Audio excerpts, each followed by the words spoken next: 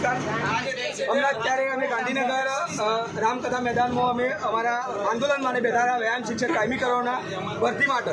હમણાં 17 વર્ષથી છેલ્લા 17 વર્ષથી અમારી કોઈ ભરતી કરવામાં આવી નહીં પ્રાથમિક શાળામાં કોઈ પણ જગ્યાએ. અમને સેટ પરીક્ષા લીધી છે, એસએટી પરીક્ષા, એ પણ સરકાર માન્ય, અને અમને કાયમી કરવામાં આવ્યા નથી.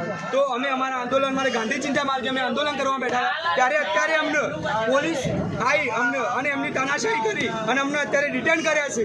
એટલે અમે અમારી એક જ માંગ સાથે અમે અહીંયા છીએ અને જ્યાં સુધી અમને ન્યાય નહીં મળે ત્યાં સુધી અમે ગાંધીનગર છોડવાના નથી, અને જ્યાં સુધી ન્યાય નહીં મળે ત્યાં સુધી અમે છેલ્લે તો આત્મસમર્પણ કરવા પણ તૈયાર છીએ જ્યાં સુધી અમને ન્યાય નહીં મળે.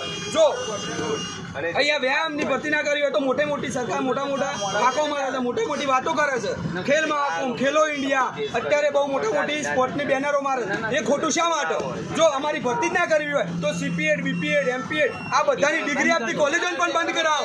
આ અમારી એક જ માંગ છે કે બસ ખેલ સહાયક કાયમી કરો, વ્યાયામ શિક્ષક કાયમી કરો. વ્યાયામ